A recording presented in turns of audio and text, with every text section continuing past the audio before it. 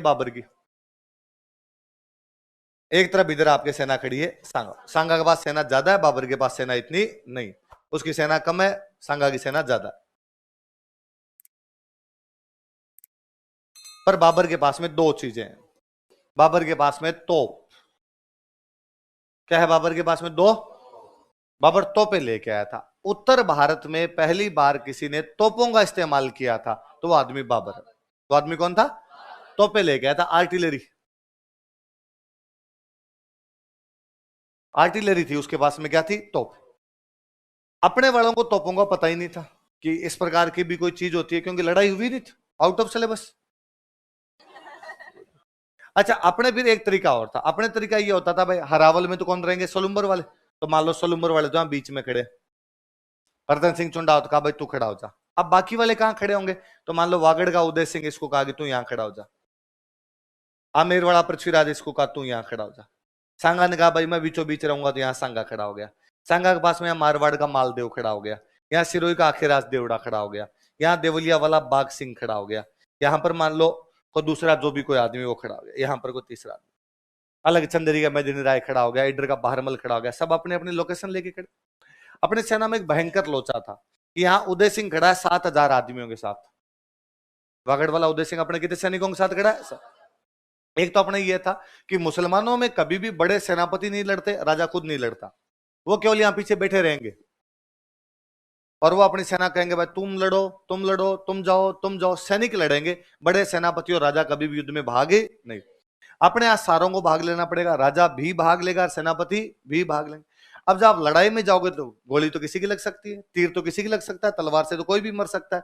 अब मान लो लड़ाई शुरू हुई, वागड़ का उदय सिंह लड़ रहा है और 10 मिनट के अंदर अंदर उदय सिंह की गोली लग गई। उदय सिंह की गोली लग गई तो उदय सिंह मर गया।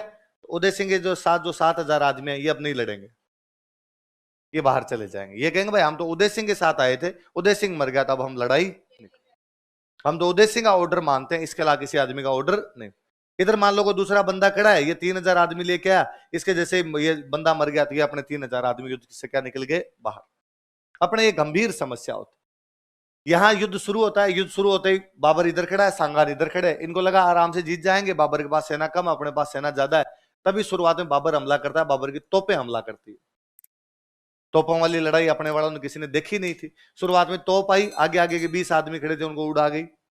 तो कई देर तो इनको ये नहीं समझ में आया कि आग कहां से रही है आग, और ये जो आग आ रही है इससे बचा कैसे जाए। कईयों को लगा कि घर में भूमियों से महाराज के धोख नहीं लगा के, माता जी के नारियल नहीं चढ़ाया, इस चक्कर में ये आग बरस रही है। इधर माता जी के हाथ जोड़े, इतने में आगे आगे वाली सेना सलट गई।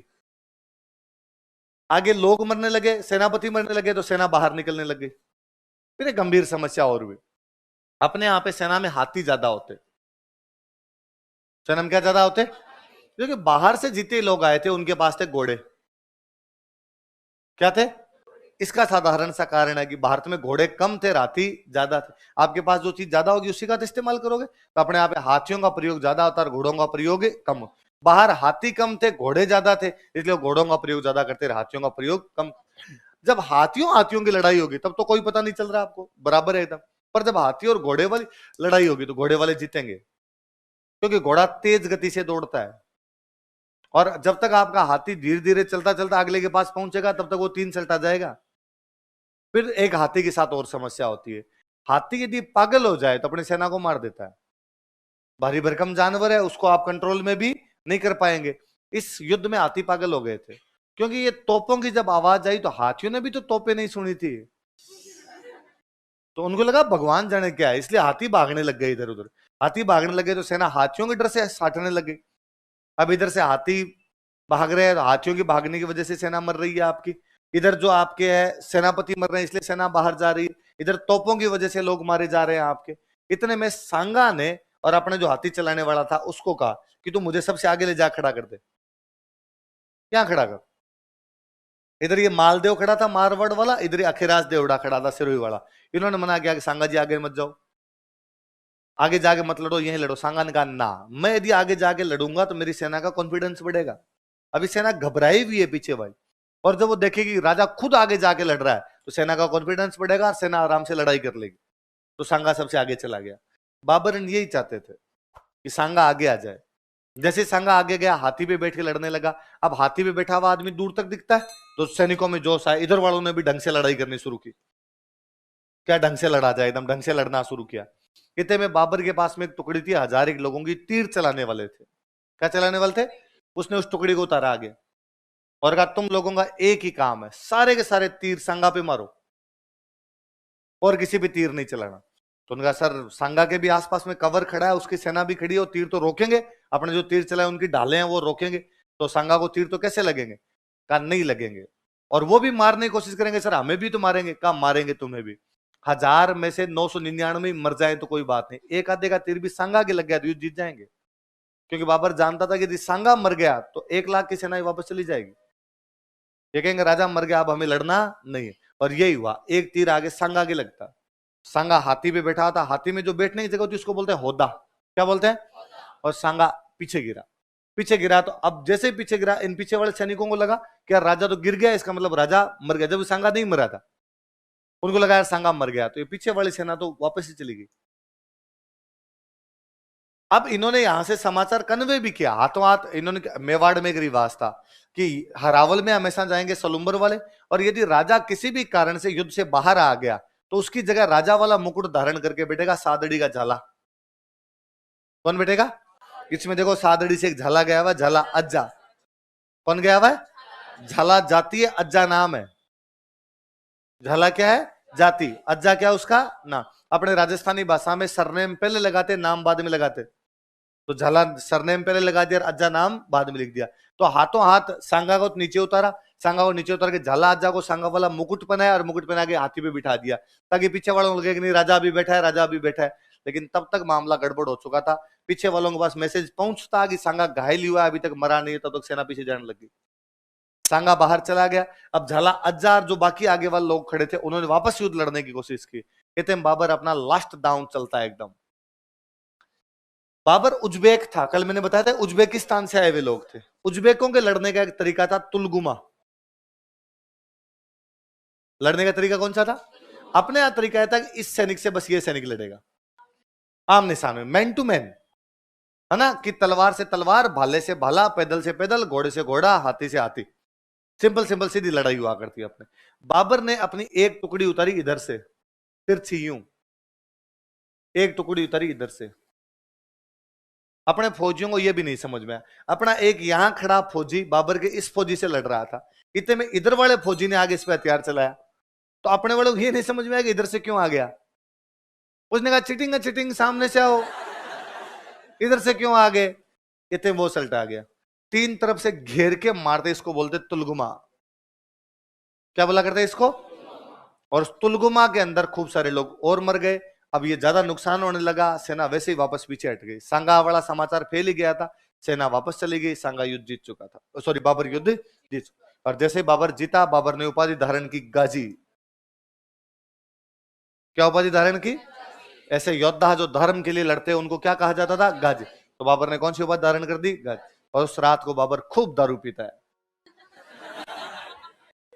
कहा साहब आपने तो बंद कर दी थी, बाबर ने कहा इट्स टाइम टू डिस्को, आज जश्न मनाएंगे, पूरी रात पिएंगे अपने। तो सर आपने तो फेंक दी थी सारी। बाबर ने कहा इतना बोला नहीं, एक पेटी अंदर रखी हुई थी मेरे पास। कोई भी बंदा हारता है इसका मतलब उसमें कमी है, कोई भी बंदा जीतता है इसका मतलब उसको मजबूत। तो आपने सिंपल सा देखना है कि सांगा में कहां कमियां है और बाबर में कहां मजबूती है, सांगा में कहां कमियां आ रही। तो एक बड़ी कमी तो ये सेना के फॉर्मेशन में, मिलिट्री फॉर्मेशन ही गलत है आप, कि सेना में सेनापति एक होना चाहिए, बाकी सब उसका ऑर्डर मानेंगे। यहाँ पे इनके खूब सारे सेनापति होते, जो जितनी सेना लेके गया वो सेना का क्या है? सेना। थाने में थानेदार एक होना चाहिए, बाकी सब सिपाही होने चाहिए। थाने में जब सारे थानेदार हो जाते हैं तो थाना कभी भी ढंग से काम है, यही है। सेना में सेनापति एक होना चाहिए। आगे आप पबेड़ पढ़ोगे तो पबेड़ में एक सिद्धांत पढ़ोगे, आदेश की एकता। क्या पढ़ोगे? ऑर्डर जो होता है वो एक जगह से आना चाहिए, ऑर्डर अलग अलग जगह से आने। भाई दिलीप सर ने ये कहा कि 9 से 15 तक रक्षाबंधन की छुट्टी करनी है। सर ने नवीन जी को कहा, मुझे कहा, मैंने, नवीन जी ने, बाकी सब स्टाफ ने, सबको कहा ये बातें, और सबने अलग अलग क्लासों में जाकर 9 से 15 तक छुट्टी, 9 से 15 तक छुट्टी, क्योंकि ऑर्डर एक जगह से आया। ये मान लो ऑर्डर 4 जगह से आते, और एक बंदा कहता 9 से 15, एक कहता 11 से 15, एक कहता 6 से 15, तो आप तो डाफा चूक रहे थे। कि कब से छुट्टी है और कब से छुट्टी नहीं है। तो कोई भी संगठन ढंग से काम ना, अब ये फिक्स है कि दिलीप सर ने कह रखा है भाई ये जो आरएस वाला बैच है इसकी क्लास 3 से 7 होनी चाहिए, और पहले 3 से 5 राजस्थान जीके होगी और 5 से 7 बाद में उसके अंदर क्या हो जाएगी, साइंस। फिक्स है ना। मान लो ये कोई नियम ही नहीं हो, एक दिन 3 से 5 माया, दूसरे दिन दूसरे सर आ गए, उन्होंने कहा मैं इकोनॉमी पढ़ाऊंगा। तीसरे दिन कोई सर आए, उन्होंने कहा कि भाई मैं तुम्हें साइकोलॉजी पढ़ा देता हूं, तो क्या तुम ढंग से पढ़ पाओगे? इसका मतलब आदेश एक जगह से आने चाहिए, वो आदेश फॉलो होना चाहिए, तभी कोई ऑर्गेनाइजेशन कोई भी संगठन काम कर पाता है। इनका ऑर्गेनाइजेशन इसलिए भी फेल था क्योंकि इनकी सेना में एकता की कमी। दूसरा एक कारण, बयाना का युद्ध हुआ था 16 फरवरी। कब हुआ था? खानवा हुआ है 17 मार्च। आपने भाई साहब 1 महीने का टाइम क्यों दिया? हाथों हाथ जैसे बयाना जीता, आगरा की तरफ अटैक कर देते तो बाबर को खानवा की तरफ आने का टाइम है, उसके जो भी सैनिक घायल हुए होंगे उनके इलाज कराने का भी टाइम है, तोपे वोपे लगाने का भी टाइम है नहीं। और सबसे बड़ी बात, वो आपकी जासूसी नहीं करवा पाता, उसे पता नहीं चलता कि आप कैसे लड़ते हो कैसे नहीं लड़ते हो। आप जीत सकते थे, एक संभावना थी, लेकिन आपने उसको युद्ध की तैयारी का क्या दे दिया था, समय।